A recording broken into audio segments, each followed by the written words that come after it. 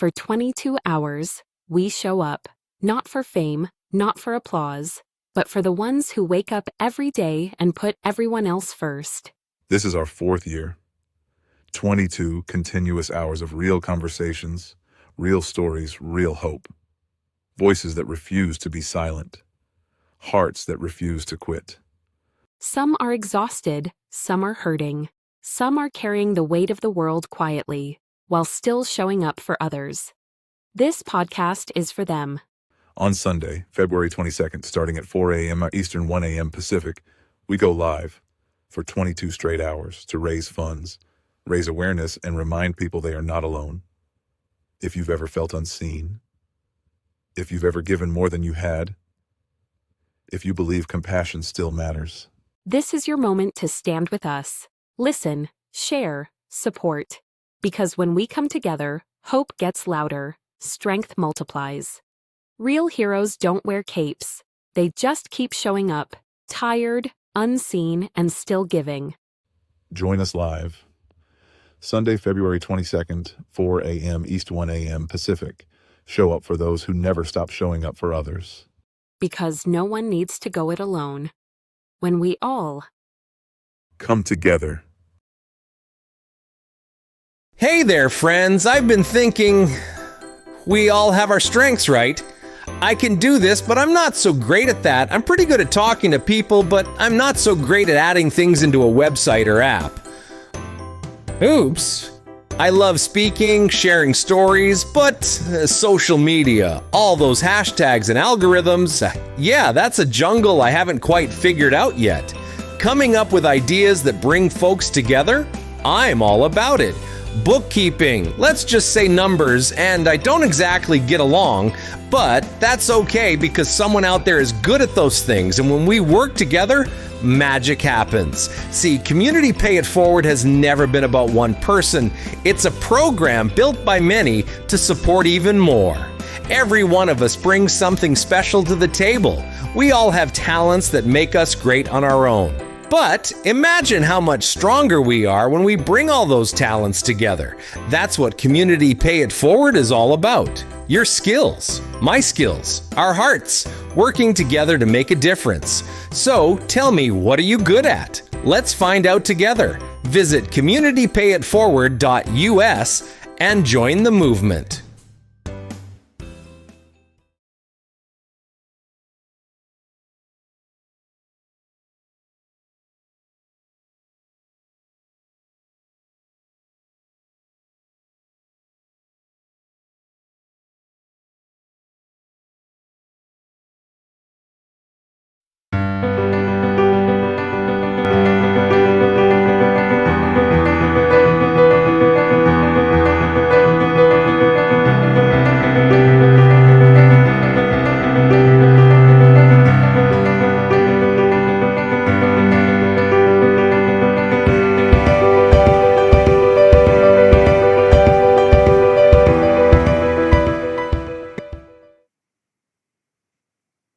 Welcome to 2026. Welcome to Community Impact, and welcome to my great friend. And honestly, unless I mean this from the bottom of my heart, brother, you gave the most impactful story on the miracle of the season. And I've actually played it a couple times just because of your heartfelt, your story of problem that you were able to take and turn around into and using Christ as a way to take and turn your own life around and save yourself. I have played that video on the Pack channels probably 20 times since Christmas alone because of the power of your story. And I just want to tell you from personally, from me to you, thank you for sharing that with us, because that was the most, I thinking about it, in which I show my arm like you can see it, but I've got goosebumps right now because I'm thinking about your story. But welcome to another year, Les. Welcome to you. And thank you for joining us again. You bet. You bet. So let's, you just told me something that was really exciting, and you are very right. With our work, a lot of times, every time that we would talk, there would be talk about it's coming up, it's in the future, it's on the way, it's going to happen. That's going away. You've got a new saying. Yep. It's here. Here, perfect. That's perfect. So tell us The what's on here, this my part friend. of it, yes. And excited because it's not new. It's so tested. It's real. It's got unbelievable background on it. And I've taken it myself. And that's what really, in fact, anybody and wants to take it and so forth. It's I invite people to first off watch the 5 minute introduction video, and then under it, three choices: either to look at the white paper for to see the validity of this. It's been tested outside. Um, and shows the validity of how accurate it is. And then the other thing is that, and the one thing in neuroscience, and this is what people really have a problem with, is we were taught in school and business we can do anything, and we can't. We were designed with certain talents, abilities, and interests. And one of the things JW talked about all the time is we're a community, we're a tribe, and we were designed to be able to support our part of it and other people, their part of it. And that's one of the things that by watching my assessment, I can really see areas that I need to leave alone and areas that I'm super good at. And it really goes along with the fact that, and the other thing that really on the bottom of the white paper is the testimonial of the lady that owns 3 companies. And she talks about once she was actually able to put people in the spots they were designed for. First off, they wanted to do their work because that's who they were designed to do. And second, they were really able to get along better with their team members because they saw that's their part. And so to me, that's absolutely amazing. And it all has to do with the way God designed us. And that's one of the things I do tell on all my trainings. I say, your belief, whether it's the universe or God, we were created, we were designed. And so your belief, whatever, we're there. But unfortunately, JW's book talks about that public education, business education really messed that up. Telling anybody they can do anything and then taking away their imagination and their emotions and saying, you're going to do what we want. And for the ones that broke out of it, they were rebels. But that's what business people are, rebels. In fact, most business people tell you they could not be employed if they had to be because they're so independent, and which is great. One of the other things that the school system did, Les, that JW liked to bring up is that the school system they they did a terrible job of teaching you because they didn't put any thought in how to teach you. They didn't. Right. They not that they. No, I guess I said that wrong. They didn't put any thought in how you learn. Right. It's more along the lines of how you learn. They focused on how they wanted to teach you, but they didn't give any thought to how you learn, because you can throw everything at a wall, but only certain things are going to stick. I mean, it's a saying that all of us have used at one point in time or another, but how many of us have actually paid attention to that? Because you can you can sit there and listen to tons of stuff coming at you 300 miles an hour, but most of that's just going to go whipping right by you. Yep. So, Yep. and school did a terrible job on throwing all that stuff at you, and you learned it long enough to take a test, Well, some people did. Um, I guess I took the tests. I just never passed them. But that was their job, was to get you to learn long enough to pass and move on. It Yeah, wasn't. They weren't trying to teach you for the rest of your life, and correct. that's what all of this focuses on, is how do you learn to where we can, to where you can be taught for the rest of your life, so you can talk to other people and they can understand exactly what you're saying. How do you learn? How did they learn? And how can you connect with the way that they learn? Exactly. And that's what they didn't do because they had an agenda that they had to get you through the system. And that's what's so unfortunate. But that's one of the things when JW went into schools and turned around schools that were on drugs and gangs by showing the students the way their brain was designed. And one of the big things he always told them is, I will show you how to get all the free, um, happy feelings that you get from drugs free today. And that was, and of course, it took him a year or two, but he taught them how to connect with other kids and become part of the community, and how to ask themselves what they really wanted. And that was one of the things that they just weren't used to. They didn't get what they wanted. They were low income and so forth. But he also taught them that having physical things, and that's one of the things, you can have all the physical things and be absolutely miserable, or you can have very little physical things, get connected with who you are, and it doesn't matter.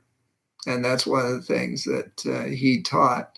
And so it all comes down to scripture, the where Paul says, I've been abased and I've been, the top of the pile. And as long as you have food, shelter, and clothing, be satisfied. And of course, today, especially, I like entertainment on top of that.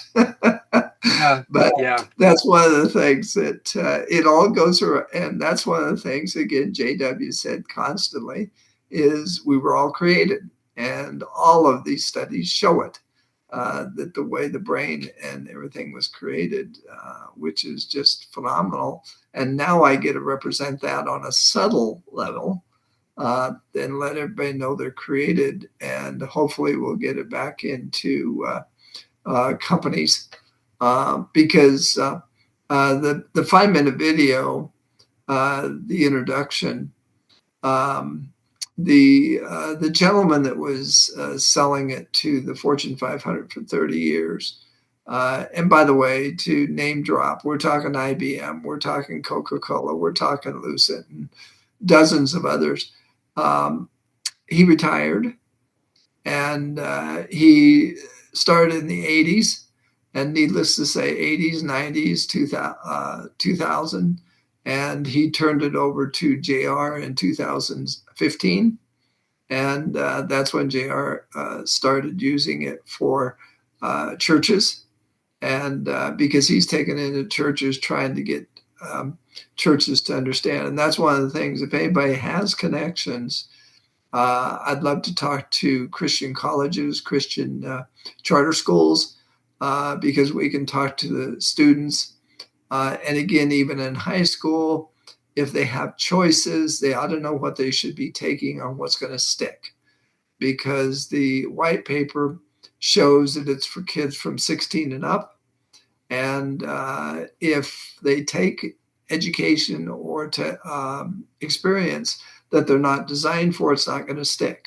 And that's what the Fortune 500 found out after decades of use, is people that decided.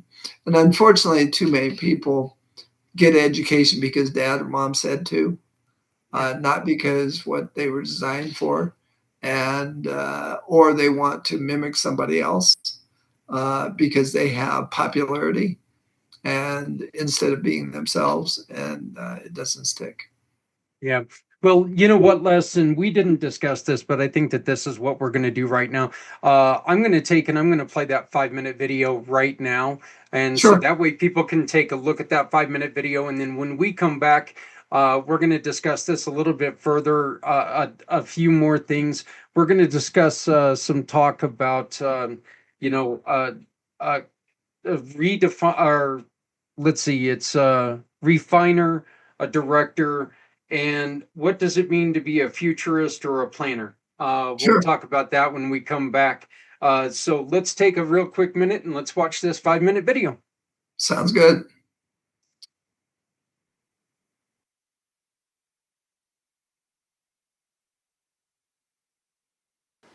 Welcome to Real Living Assessments. My name is John Rennie, also known as JR.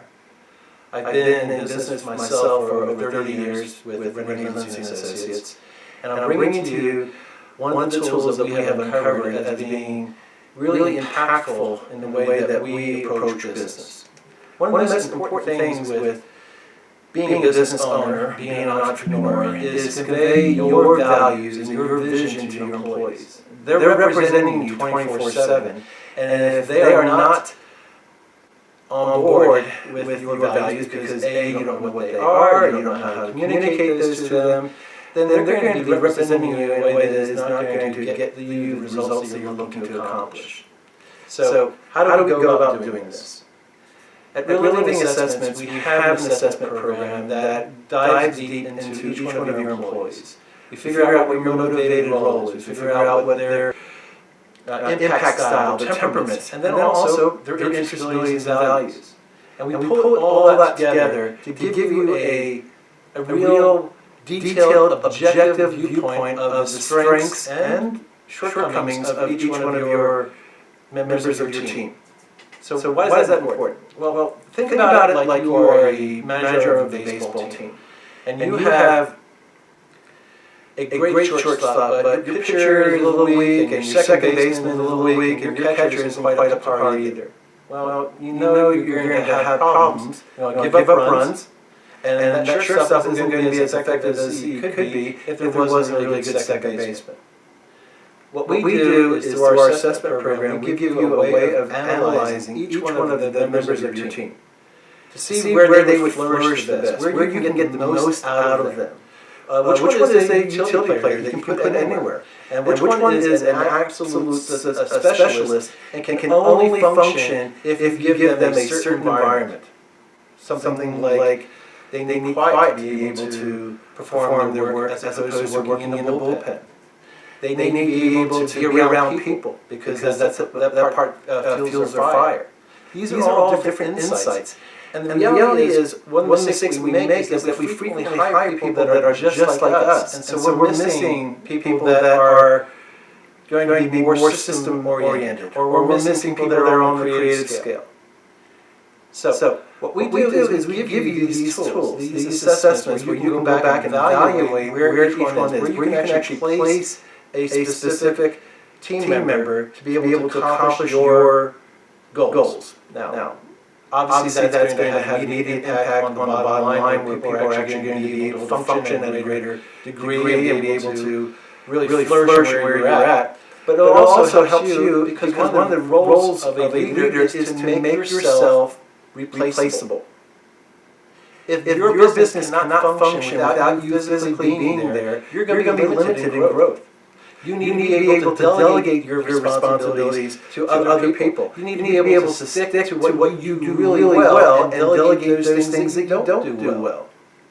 And so to do that, you need to find people that are different than you and to be able to measure them, but also make sure that they have your values. Make sure that they also are on board with your vision. So succession planning. If you're looking to eventually be able to move on from your business and be able to manage it remotely, really important. Conflict mitigation. Let's say that you have a certain quality assurance manager that is always at odds with your sales manager. And the two people are absolutely valuable in their positions, but what's happening is their personalities, their designs are conflicting to the point where you're almost at the point where you have to choose between which one you're going to keep. We can help you with that. Because part of it is that those two specific type of individuals are so uniquely different that they will have a natural conflict, and that will continue if they don't understand what the other person brings to the table. Why they are both dependent upon each other. So we do this through a design discovery meeting. That's where they've gone through their assessments, and we've actually digging deep into that person's design. We do it through leadership training. We actually teach you how to be able to look at these assessments and be able to make managerial decisions on moving a certain person to a new role. Who is best suited for that new branch that you're opening up? Where we can work with your staff, we can work with you, we can work with individuals to help them see how they work together best. What do they need to be able to do their best job? And not everything that person needs is financial. Sometimes what they need is peace and quiet. Sometimes what they need is the enthusiasm of working with a team. And each person is different, not like you.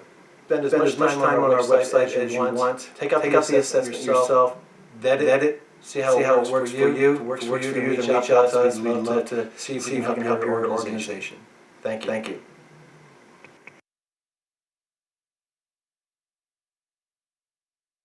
Community Pay It Forward isn't just another rewards program. It's a movement built on compassion and connection. We link everyday businesses, nonprofits, and neighbors, so simple actions like buying lunch, getting your car fixed, or hiring a service can create lasting impact. When you choose one of our giving partners, part of your purchase goes directly to families, veterans, children, or community missions in need. It doesn't cost you a dime more. It just means your purchases matter. Because here, every transaction tells a story. And our belief is simple. If you're not helping someone, you're hurting everyone. Because the community pay it forward, no one needs to go it alone when we all.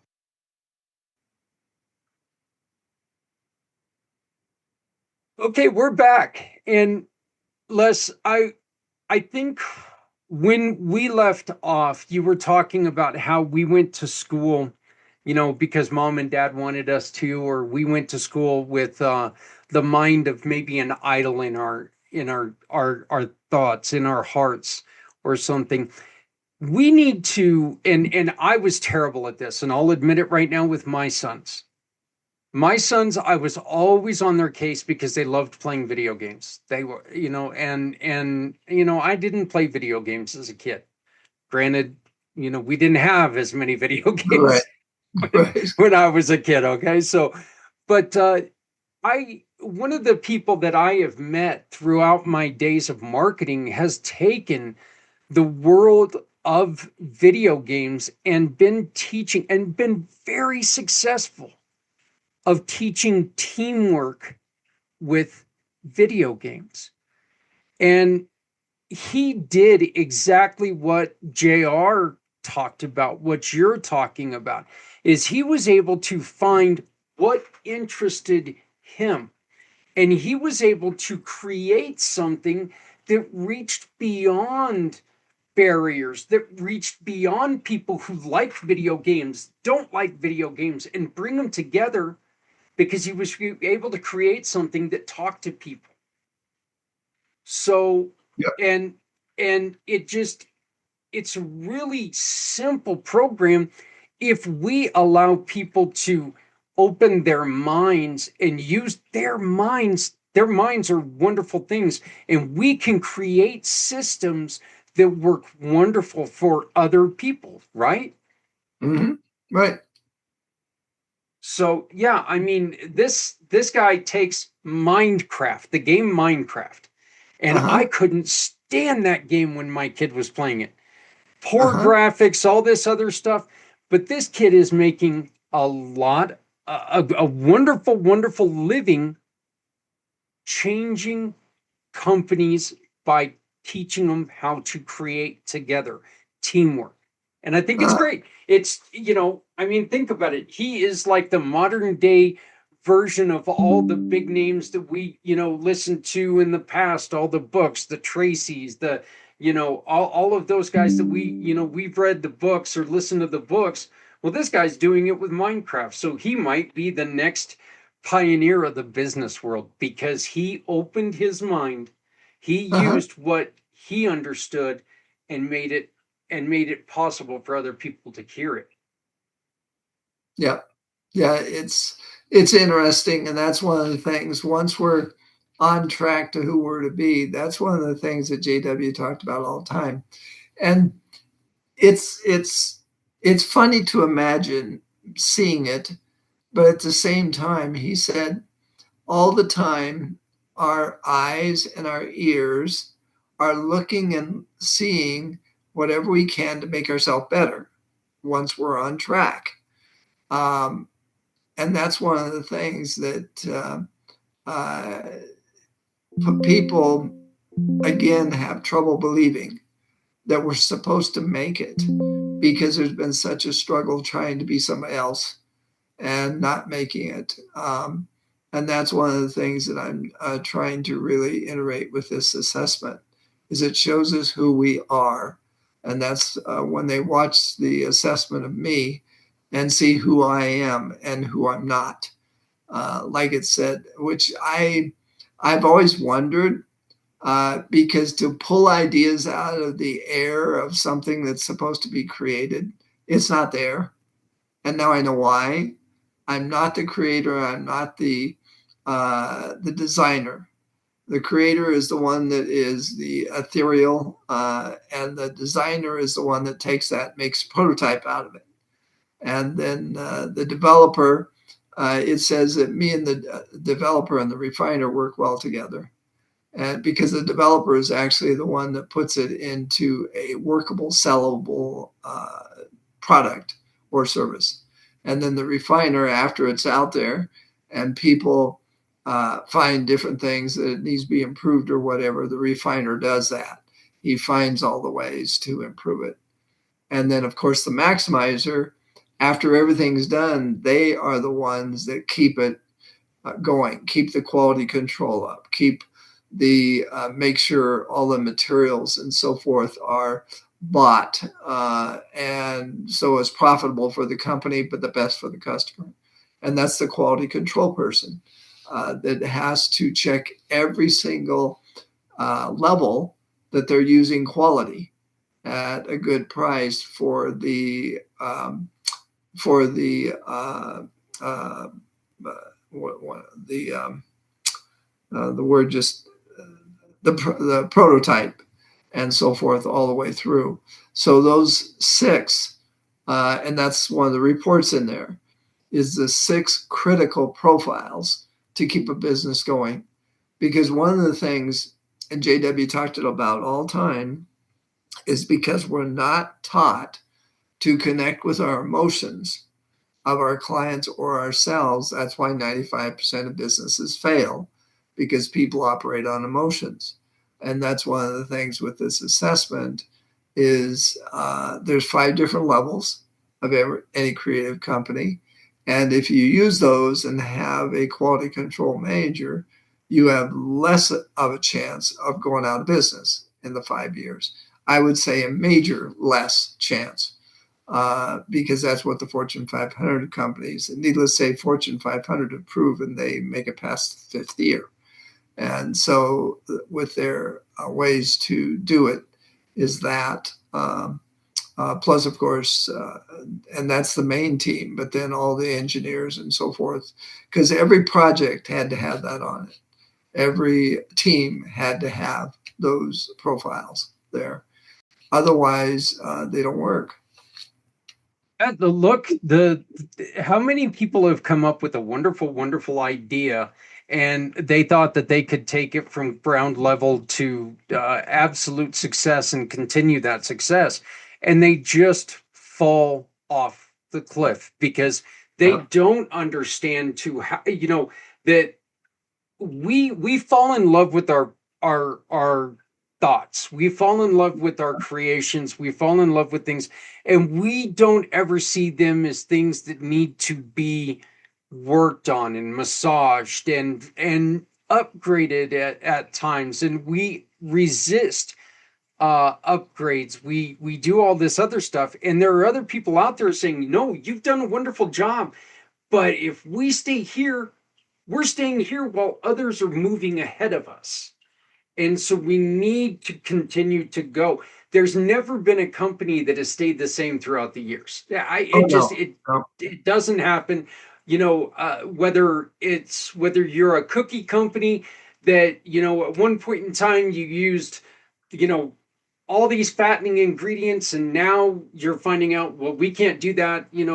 First off, we can't afford it, so we need to use, instead of using sugar, we're using corn syrup instead of, things always change. Businesses always change, and you can't be afraid to change.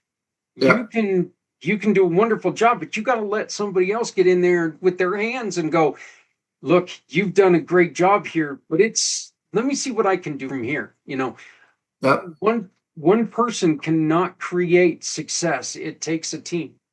yep. And what's funny, and I can't remember the name of the bread, but when I was in Thai, we had a lady come in and talk to us, and she had been the CEO of this bread company, the new owner, and she met with her board and said, "We're going to take this," and it was very small at that point, something like 50 million. And the board says, "This is bread."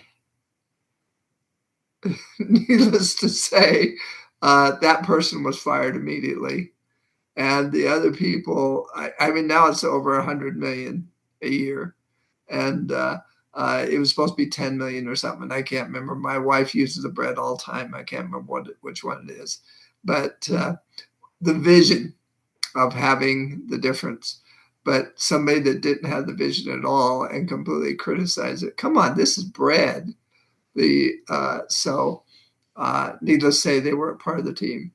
Yeah, another great example would be the McDonald's brothers. When the McDonald's brothers were happy with 2 or 3 restaurants, and when Cook came in, he said, "Oh no, no, we can do much better." He offered them, I believe it was 1 million or 2 million for it, Yep. and now McDonald's is this monster of a company that's worth Right.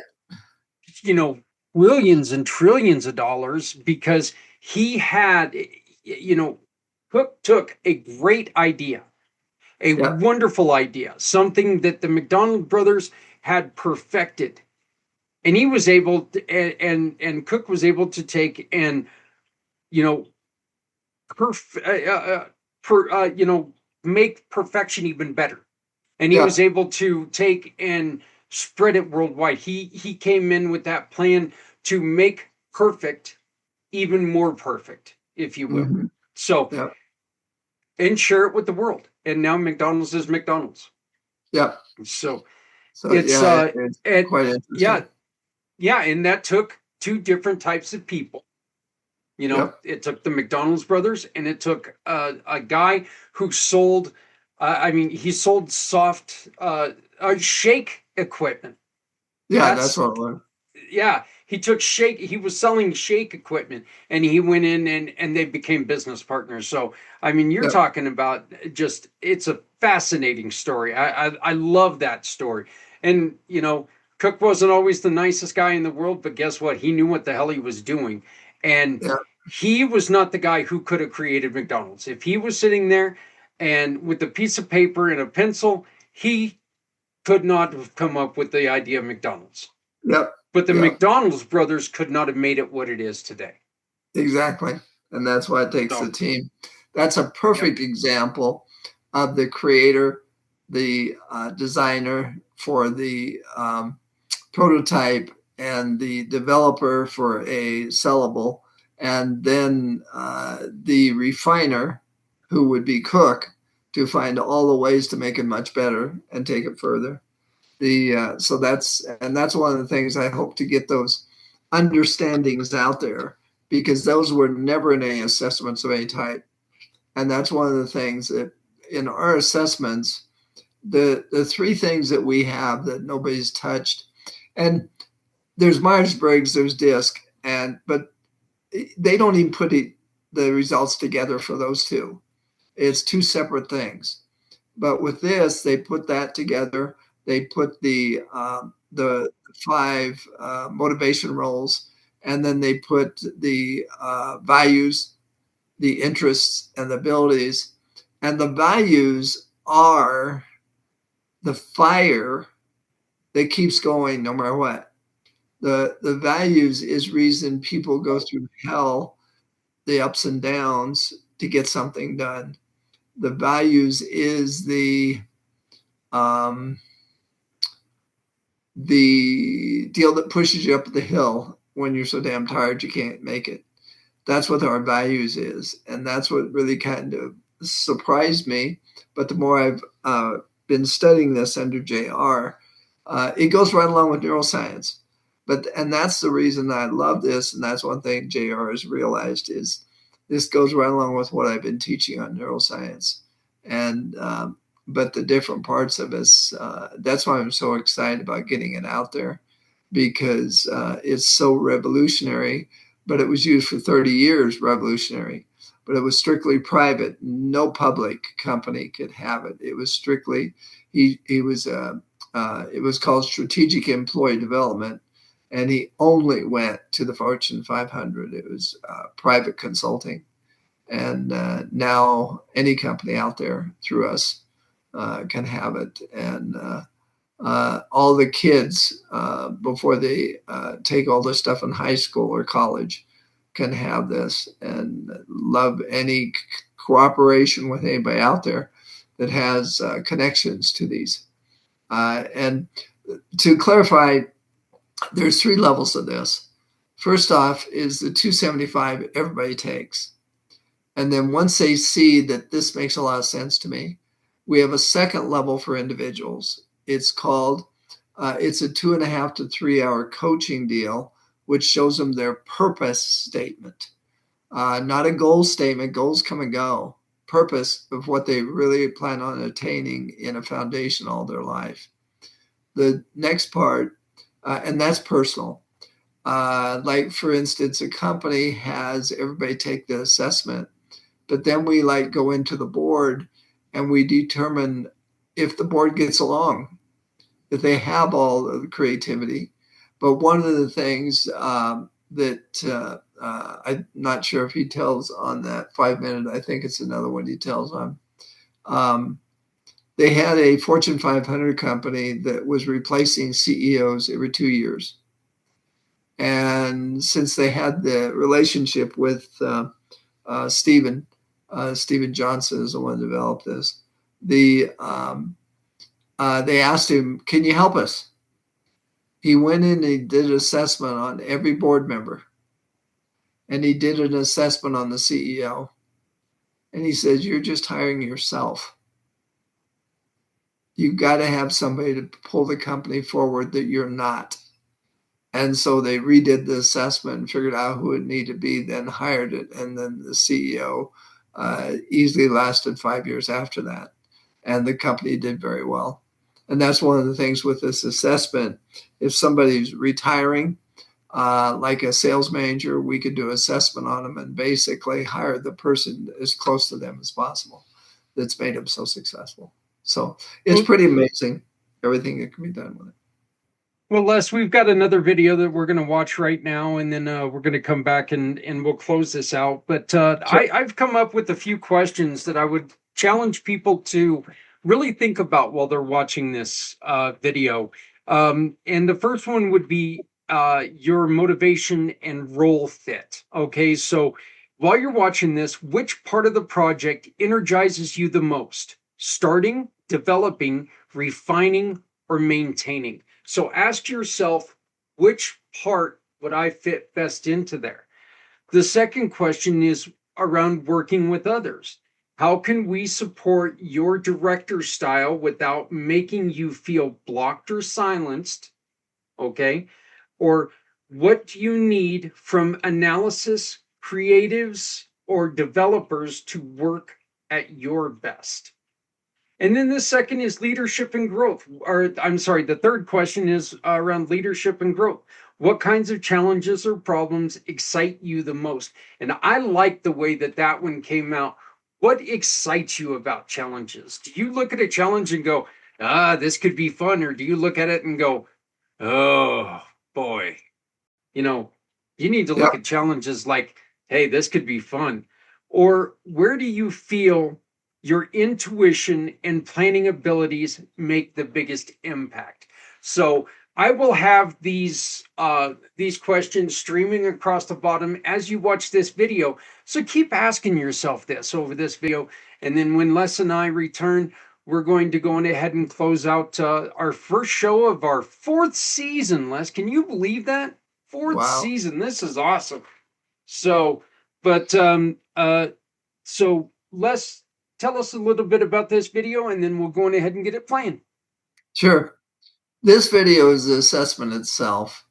And one thing I want you to think about where you're watching this, what pre-college, what freshmen that you can recommend take this so they don't. And the other thing is if you can get me into Christian colleges or Christian charter schools, because again, this was developed by a Christian businessman, the way our body is designed.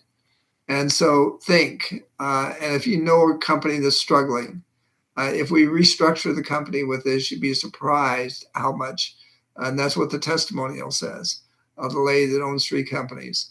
So just keep your mind open on where this can go, because you have people. And the other thing is it saves marriages. So if you have anybody that's struggling, we can do this assessment and they can see who they are. Well, this isn't all about just working within your business. This is about working within yourself, working with others. So, Yep. Every part of your life you're selling, there's no such thing as I'm not a salesman. Yes, you are. Every day of Yep. your life you are. You always have to deal with people, whether you want to or not. There's no such thing as I guess there are a couple true loners out there, but they're not very successful people. Let's put it that way. So, Sure. we'll watch this video, and then Les, you and I will be back, and we will close it out. Sounds good. All right, so here we go. This video And we will is begin going to the be analysis. about a little short of We 30 will start minutes. with We'll be the right back. motivator role. The motivator role is the point where you become motivated in a given project, but also includes the point where you lose motivation. If you ever observed a relay race at a track or swim meet, you know that each leg of the race requires athletes with distinct specialties. The first runner or swimmer needs to be the most explosive, quick off the starting block, and driven to get out in front as early as possible. The second and third must be coordinated at taking the handoff of the baton and carefully timing their start so as not to leave too early or too late. The final athlete or anchor is usually the one who responds best to the pressure of the final lap, knowing that the race is theirs to win or lose. Which leg or phase of a project do you prefer to work on? Do you like to be in on the start of things when people are still talking about ideas and possibilities? Or are you better suited to something that is up and running, where the expectations are clear and the circumstances are well defined? In this particular case, our client is a dominant refiner. These other numbers in the designer and developer will come into play at various times, but they're not as dominant for him. He will always come to this role. So what is a refiner? Refinement role is primarily fulfilled by maximizing the potential of an existing product or service, shaping it into a system that is consistent and productive. Quality is the name of the game. If there is additional potential to extract from a person, program, product, organization, the refiner stays motivated. But once that maximizing objective has been achieved, the refiner loses interest and wants to hand things over to a custodian, typically a maximizer. And in this particular case, the client is 0% maximizer. So that would not be where we would want them to be spending their time.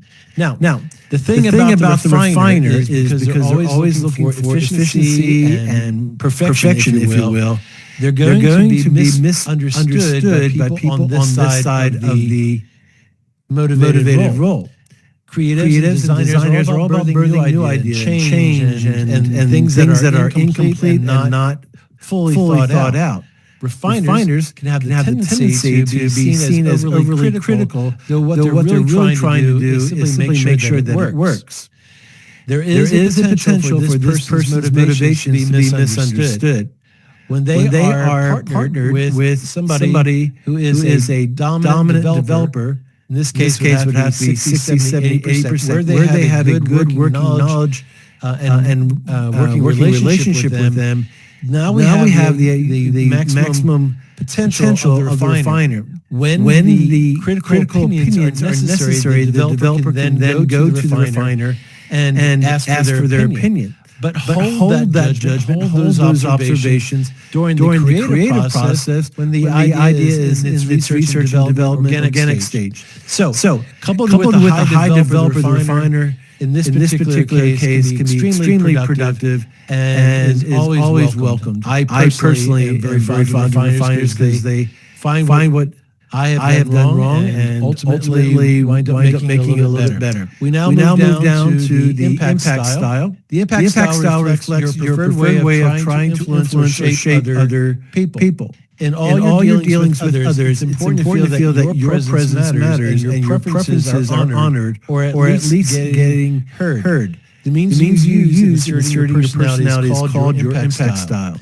Impact style is vitally important for understanding human relationships. When you are free to impact others in ways that are natural, you tend to feel optimistic. You feel confident that your values have a good chance of being fulfilled. On the other hand, if your impact style is blocked, you tend to feel anxious and probably even angry. You sense that your personhood is not being acknowledged and your desires will not be fulfilled. Knowing your own impact style as well as the styles of the people with whom you live and work can help you relate to others in more productive ways. For example, instead of writing somebody off as bossy just because they tend to take charge and give orders, you can learn to value their style as a director. Likewise, instead of accusing the person who seems to be a stickler for getting things perfect, might learn to appreciate their impact style as an analyst. Understanding other people's impact styles helps us to appreciate how their unique temperament seeks to be seen, heard, and felt to have an impact. In this particular case, our client is a dominant director. Directors are one of the most widely misunderstood and oftentimes not appreciated of the four impact styles. At 60%, this is a very dominant style. There will be a natural conflict between a director that is highly motivated to address chaos and undergoing and an analyst that is perceived to be impeding that progress. I would strongly recommend that this particular client study the analyst design. They will find that analysts are going to be great partners if they can learn to work with them, not push them into decisions that are premature, and to be able to benefit from the research and analysis that these individuals tend to do. The directors are oftentimes misperceived by other people. For instance, persuaders will see a director as wanting to have their own way, that they are more interested in that than in people. Cooperators will see them as people who are pushy, somewhat inconsiderate, and demanding, seeming to want to assert themselves and have others do their bidding. And then analysts, the one that we have the greatest potential conflict here, people who don't care how long it takes to do something they just want it now. Those are the perceptions of directors by these other impact styles. So we do want to make sure that we take these things into consideration and strongly understand from the director's standpoint how they potentially can be perceived. The problem here is that it's not that the director is wrong. It's just that their motivation, their concern for the issue that's creating chaos is being misinterpreted by the others. So better communication, patience, honoring the other impact styles that you're working with will create a better working environment for the director to achieve their goals. Now, Many leaders are strong directors. It's just part of that taking control of a chaotic situation. There are two possible tweaks for a director. One is the give up tweak, and this is where effectively their voice has been silenced. They are not appreciated for trying to correct chaos or prevent things from going wrong. In fact, they are absolutely resented for this in many cases. Over time, the director will eventually get to a point where they go, I don't care. Let it burn. They will not use their design to prevent problems from happening because nobody is paying attention to them and listening to their concerns.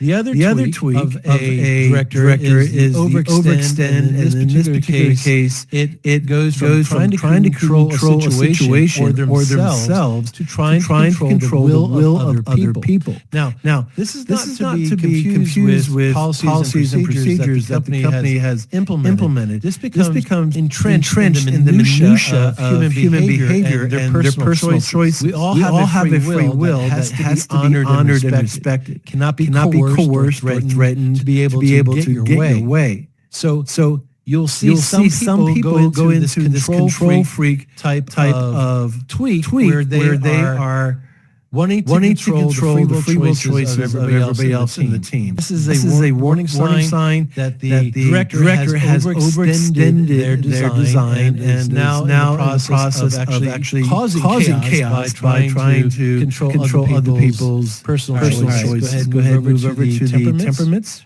This particular client has a very interesting combination of temperaments here. The temperaments have to do with how your mind works. How do you focus your attention? What sort of information will you gather to make a good decision? How do you evaluate information, give it meaning? How do you approach making a decision? We all have certain traits common with others, but make no mistake, you have a unique style, a one-of-a-kind approach to dealing with the world. Like the colors on our palette, there may be a limited number of behavioral patterns that combine to form what we call temperament. But there are an infinite number of possible combinations and varieties. In a sense, you have been painted with your unique temperament, and your personality affects how you interact with others and in the workplace.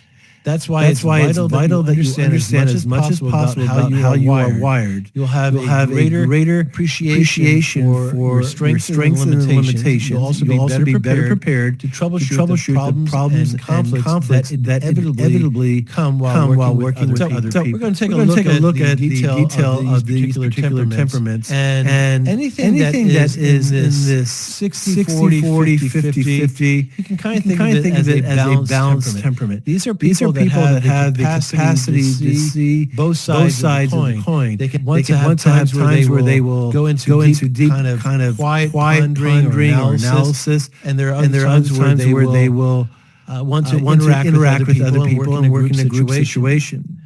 In this particular case, the client is right there in the middle, and so you have that combination. Times where he wants that deep analysis, times where he wants to work in a group. The other benefit of this particular personality combination is that middle road gives them a tremendous amount of energy. Typically mental energy. The ability to be able to stick with the problem, to really work it through, to go at moments when it's necessary into a deep analytical approach to the problem, and also be able to go into a socialite group setting where we're working out the problem in a group effort. These things are huge benefits for an organization in that they're not going to give up easily on a problem. When we get into the backside of the advanced assessment analysis, you'll see that the problem-solving aspect of this particular individual is going to be well suited to allow them to have full reign in these areas where they're trying to work out something that's especially challenging for the organization. Under the gathering information, we see a very dominant futurist design here. Now, in this particular case, this is going to be somebody that will take into consideration the practical approach, the research, the analysis, statistics, but also has a gut feel that they will learn given time and opportunity to be able to trust. Inspiration, intuition, whatever it is that you want to call it. There'll be certain things that they will be committed to that they will not be able to give you all the evidence that might be required by high realists at first. Over time, as their inspiration becomes more and more of a proven fact, those things will be able to be provided. When listening to an individual with this sort of design, I would certainly take in consideration what it is that they have to say. What I typically will tell realists if they are dealing with a high futurist is first of all measure the character of the individual. Do they appear to be somebody that is ethically restrained? That they tell the truth? That they are a person of integrity? Those would be good indications that the individual's motivations for championing a intuitive or inspired idea are actually good and not necessarily just self-serving. As a realist, you always want to take in consideration what they have, but make sure that it is acceptable and also a verifiable eventually idea to pursue. Further down here, we will get into the thinker-feeler. Now these last two down here are two of the areas where the greatest amount of conflict can be found in relationships based upon temperament. This particular client is right there in the middle. And so it would be a good counselor for people that are disagreeing with one another. Maybe for very good reasons. Thinkers are all about accomplishing the objective, and feelers are all about the subject of how does this impact the tribe, the community, the team, the environment that everybody is working in. So both of them need to be considered in making a good decision. And a person with a 60-40 or 50-50 breakdown here is a good person that will see things from both sides of the perspective. The individual is leaning slightly in the planner side, so you can expect them to be organized, structured, and have a reasoned approach to be able to accomplish what it is that the goals are. But there is also an adaptive aspect to them where they will be able to migrate to the next particular solution if the plan doesn't go as expected. Adapters, planners are absolutely vital in any organization because as we know, not everything works to plan. So when working with this particular client, you want to give them the global scheme. What is the big picture that we're trying to accomplish here? And if they have something that is a possibility, don't let it go unnoticed. Talk about it. Let them have an opportunity to have their say as to what their idea is that they're inspired with. Use confidence, enthusiasm when you're talking with them that will encourage them, that will bring more energy into that future side of things. Any kind of challenges that come up, you definitely want to address those. And then also, if you see the possibility, even if it's not a full-fledged solution yet, but if you see the possibility for a future benefit, you definitely want to encourage that sort of thinking. This will get the best out of this particular individual. Moving down to the planner aspect of this individual. Understand that planners, and again, he's leaning slightly in this area, so it's not a dominant planner, but they are decisive and live life according to a plan. Which means if they come up with a plan, it's going to be very difficult for you to change that plan, or at least you need to be cautious in changing those plans, making sure that you have a very good reason and all the facts supporting the reason for changing the plan. They will want to live in a very orderly fashion, so things that are chaotic, disruptive is not going to benefit their ability to be productive. And they want to have control over their circumstances. Planners want to be able to work out their plan. So you want to keep that in consideration as you are looking at these. Now, again, look at the glossary terms so you can get a greater idea. But to give you one more look at this particular individual, as a futurist, they make determinations predictions about the world through their futuristic sense or intuition. This internal compass guides them towards meanings, relationships, and possibilities that go beyond the information available from the senses. They tend to look at the big picture and try to grasp the essential patterns. You'll probably become something of an expert or seen as new possibilities and new ways of doing things. They value imagination and inspiration. So these are characteristics of people that are futurists. They tend to look for the possibilities, the what ifs, and how things interrelate in life, the overall scheme of things. They are aware of new challenges and possibilities, focus on how things should be improved.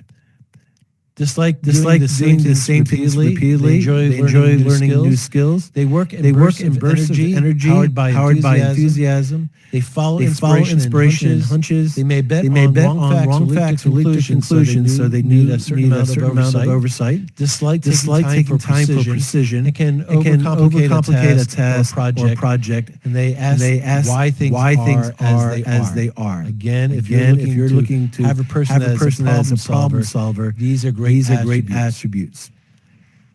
Now moving down to the planner aspect here.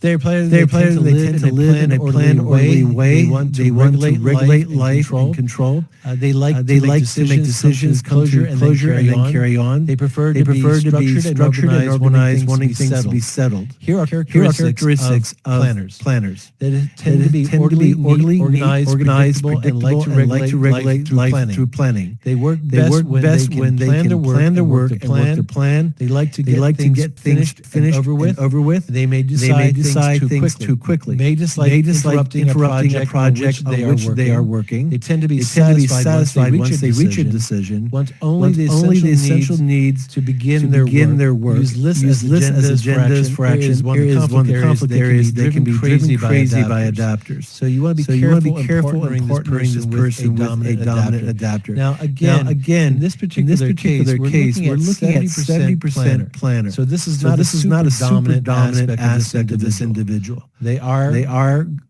significantly adaptive also. And again, that is going to be very helpful in problem solving because when we are looking at situations that need to be addressed, we don't always have the perfect answer. Moving on to our advanced assessments, we'll go ahead and start off with the interest. They are the what. Couple things to bring to note in regards to this individual. Persuasion is going to be one of the big tools.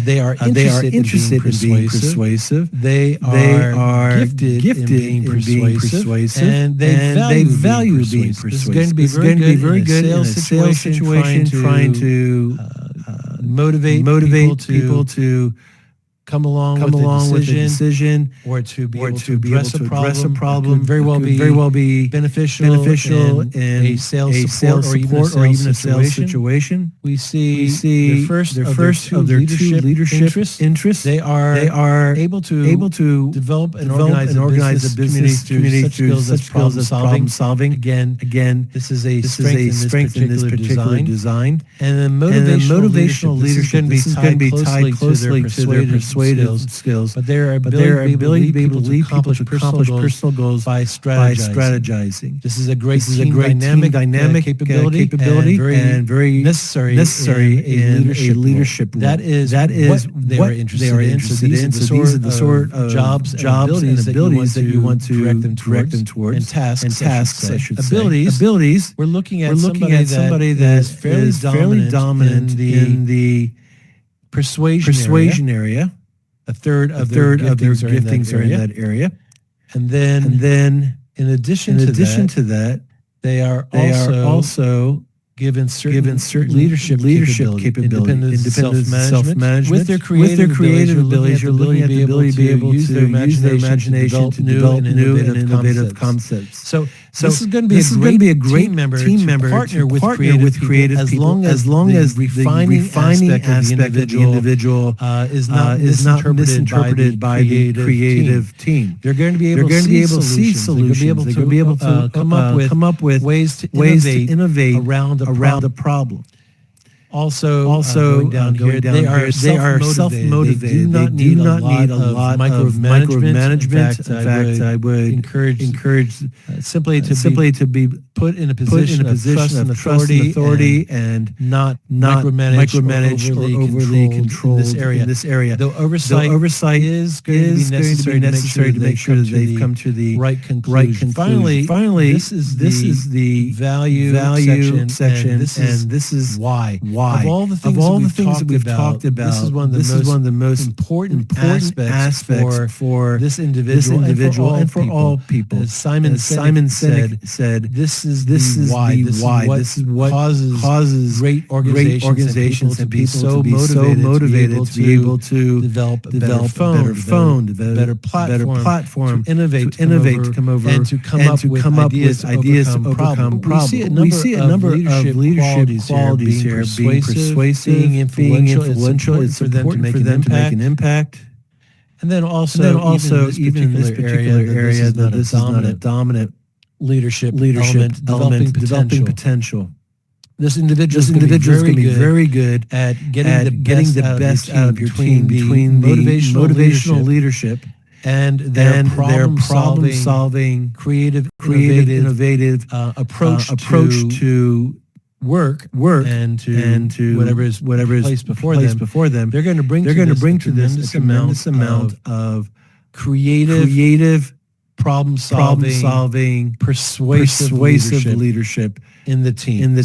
So if I was to motivate this individual and to give you a rough synopsis, I would say you definitely want to give them an opportunity to be able to be in leadership, where they will be able to use their persuasive skills to be able to manage and to help people. The counseling aspect that they were interested in is the coaching aspect. So they're going to be especially good at helping people come to decisions, to actually be able to join in with the team approach, to be able to become who it is that they were best suited to be. These are powerful strengths within this individual and things that they are generally interested in. If a person is not interested in motivational leadership or developing potential, I don't care how much you pay them, they're not going to do a good job. This individual will do a great job in that particular area. I would say that their ability to be able to lead is going to be enhanced by, again, their problem-solving giftings, but most importantly, their leadership and persuasion capabilities. And they will personally be motivated by the internal values of developing that potential, creative solutions, and also something that we didn't talk about. They like a challenge. They don't want to saddle this person with mundane problems. You want to give something that is really going to cause them to have to work and to invest themselves. This particular person would be a tremendous asset to any team. Would really flourish under a strong developer, and would really benefit any organization that has challenges that they are faced with that are a little bit above and beyond the norm. That concludes our lateral analysis of this client. Please again go to the terms. For 22 hours, we show up, not for fame, not for applause, but for the ones who wake up every day and put everyone else first. This is our fourth year. 22 continuous hours of real conversations, real stories, real hope. Voices that refuse to be silent. Hearts that refuse to quit. Some are exhausted, some are hurting, some are carrying the weight of the world quietly, while still showing up for others. This podcast is for them. On Sunday, February 22nd, starting at 4 a.m. Eastern, 1 a.m. Pacific, we go live for 22 straight hours to raise funds, raise awareness, and remind people they are not alone. If you've ever felt unseen, if you've ever given more than you had, if you believe compassion still matters. This is your moment to stand with us. Listen, share, support. Because when we come together, hope gets louder, strength multiplies. Real heroes don't wear capes. They just keep showing up, tired, unseen, and still giving. Join us live. Sunday, February 22nd, 4 a.m. East 1 a.m. Pacific. Show up for those who never stop showing up for others. Because no one needs to go it alone. When we all Come together. All right, Les. In that, you found out when you took this assessment, you found out that you're more of a refiner, or are you more of a director? There's two different. Director is one group, and refiner is the other. The Right. Refiner goes in the project itself, and I'm a refiner. Director is the way that you deal with other people. When you're working with them in a team. So there's two different things there. So I'm a refiner and a director. Yeah, and I was looking at this, making systems better, and this is in the refiner role. The person, a refiner, is best when they're improving something that already exists. This would be the Roy Cook of McDonald's. Okay, making systems better, more efficient, and of a higher quality. He made sure that everything was the same across every restaurant. You'll never go to a McDonald's and things look drastically different. You're not going to go to another McDonald's and see a Big Mac made a different way, with only two pieces of bread. So it just doesn't happen. And a lot of times the refiner will lose interest once something is fully optimized. When there's no longer anything that they can do to improve the program, that's when they start to lose business, and that's when you need someone with long-term ability to step in and drive it. Exactly. So they're always trying to make things work better. And so I know that this is probably not me. I'm more of the guy that I like to create things. I like to but how to improve them, I need people like you, Les. I need people around me who can improve what we're doing together. I'm definitely not I'm open to suggestions, but I'm definitely not the guy who can think of, I'm the guy that throws stuff at the wall to see if it sticks, but I am the guy that you put a piece of paper and a pencil in my hand, I can come up with something. So, but I do like the way that this is, when with the director, you got the guy who's taking charge, the guy or the gal, excuse me, I did not mean that. The individual who's taking charge, organizing chaos. I love that. And driving action. They're often misunderstood as bossy or pushy. And I heard that earlier, and that stuck in my head so much because I've been that way for a long time. Back in my former job, before my accident, Les, I used to get in trouble all the time because I would make people not want to work with me because I drove too hard. I was like, but I'm always one of those that, what, if I have to go back and do your job after you did your job, you didn't do your job. So, so I don't want to go and do your job after I've already done my job, and after you've done your job, I don't want to have to do your job again. So, but I did, and so when I heard that part, I giggled. I really did. I was like, oh my God, that's me. So, but and we like solving problems quickly, and that's also, I'm not a very patient person. I want to see things, I want to see things happen, and if I would slow down a little bit, I don't know if I'd be the same. So that's why I need other people in there. In that position, you needed a persuader. in Yeah, between you and the people you were talking to. absolutely. Absolutely. And it was actually kind of funny because my direct supervisor was a guy that people didn't really like, but I got along with him well. But he would have to take that he would have to take that role as the persuader, and he would come up to me and he goes, you make me uncomfortable because I actually have to be the good guy. And he was like, and I've never been the good guy. Well, I guess you found a bigger jerk than even yourself, so imagine that. But this was amazing today, Les. I think that we really learned a lot. I think that this is something that maybe we can even touch on a little bit more next month. Oh, sure. And what we'll do is we'll probably play this at least once more throughout the month and remind people what we're looking at, and we'll keep up with any updates on stuff that's going on. But this is really interesting. And one of the things I like about this most, Les, and this, I believe you and I talked about this before. In the traditional sales coaching, there was the 4 levels. Right. And it was always told to you that you couldn't cross those boundaries.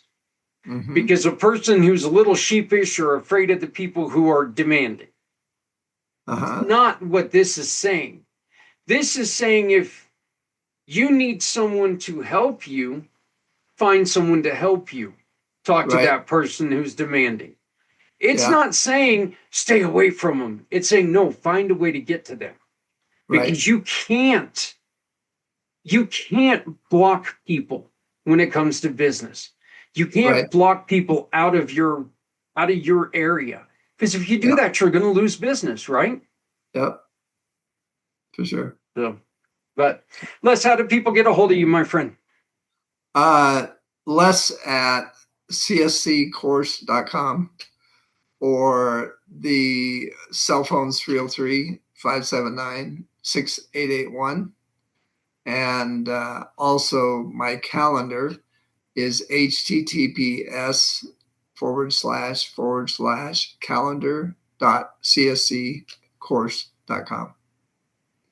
I appreciate it, Les. And again, I just wanted to one more time, I wanted to reiterate to you, to Susan and to Kathleen, that you guys, you did such a wonderful job. And I appreciate you all 3 taking the time and sitting with me for an hour on a miracle of the season, and opening up about what you did. Your lovely wife has been with us a couple times, and every time she just amazes me.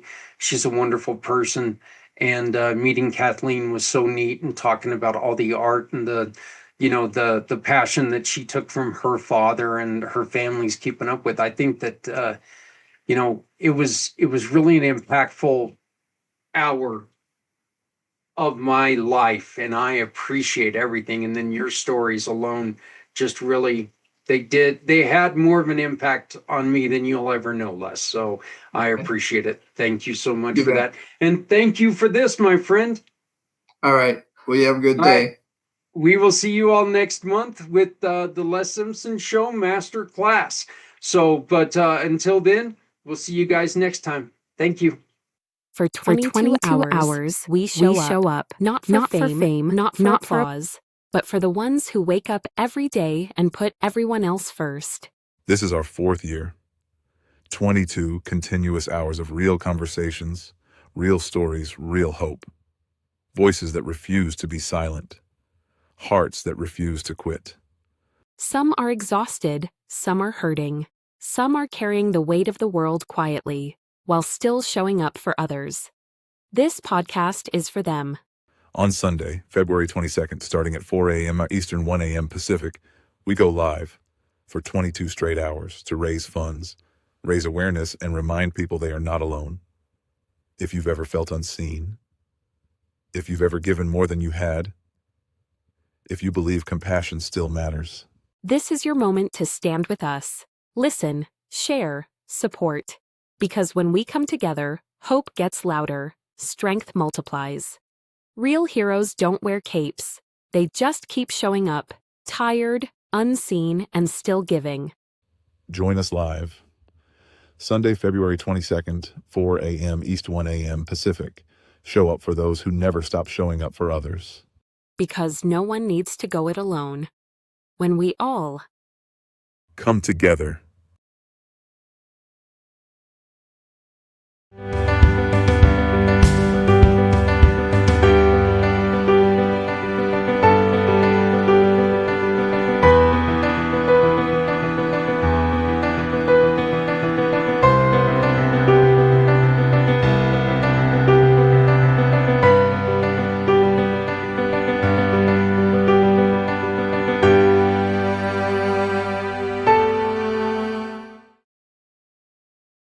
Say, bring me home,